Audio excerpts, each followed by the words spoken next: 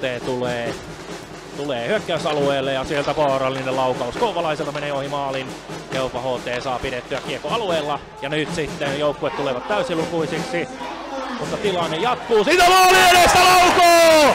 Keupa HT siirtyy 1-0 johtoon ja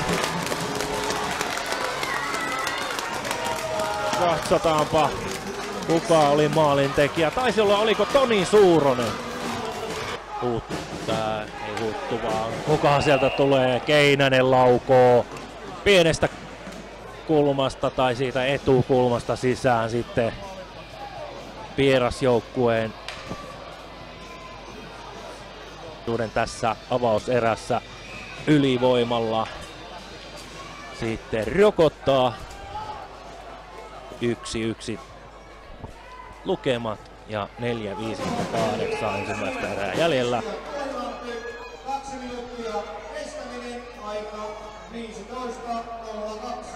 Ja estäminen oli rangaistuksen syy. Tuuhilammen rangaistuksen syy. Ja sieltä sitten tulee vaarallinen paikka, siellä pääsee laukomaan Janne Kumpulainen. Sitten Huttu takaisin sinne Kumpulaiselle. Huttu ja nyt rummut soivat, kun sieltä Forsberg lähettää kiekon maali eteen. Sen saa Keupa HT haettua sieltä kulmauksesta. Ja sieltä tulee laukaus ja maali!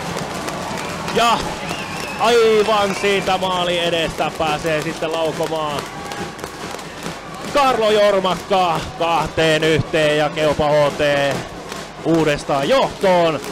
Ja kyllä näkee myöskin Jormakan ilmeestä, että tämä maali teki hyvää. Tämä on hänen kauden 3. maalinsa. Ja siitä napakka rannelaukaus siitä kainalon alta. Ja nyt kotijoukkue, ei vaan vierasjoukkue on täysilukuinen. Sieltä pääsi Roni Virlas sitten, tai rangaistusta kärsinyt Aki Keinänen oikeammin sieltä rangaistusaitiosta pois. 10 siinä on vielä Virlakselle sitten päällä. Kun sieltä tulee sitten paikka Tutohokille ja sieltä tulee tasoitus. Oi että mikä paikka, Hideen pääsee laukomaan suoraan syötöstä ja tolpat kilisevät vieläkin, kun lähtee nostamaan hyökkäystä.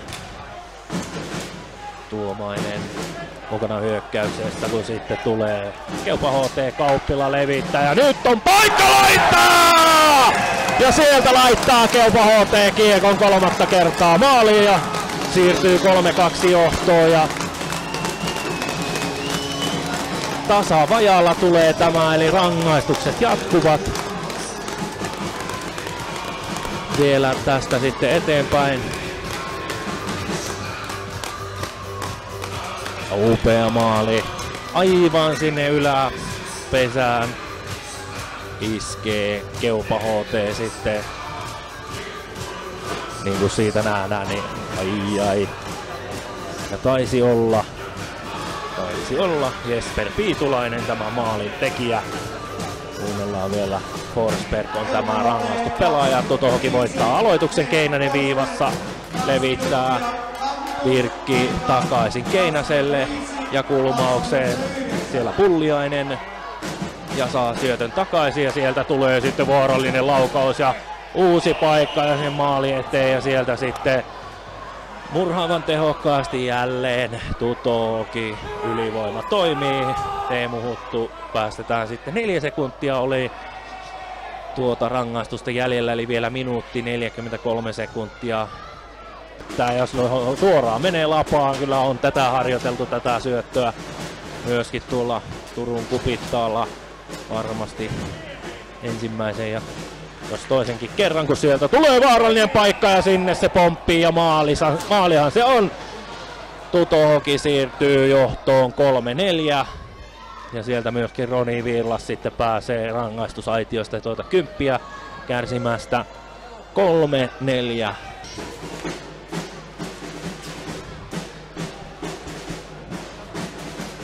Tutohoki saa kiekon siellä kulmauksessa, siinä Huttu taklaa myöskin kulmauksessa, mutta ei saa kiekkoa matkaansa. Pärssinen keskialueelle Pulliaiselle. Pulliainen levittää ja Vilta tulee sitten kylmää suihkua kotijoukkueen pusero alle, kun Aki Keinänen iskee kiekon maaliin.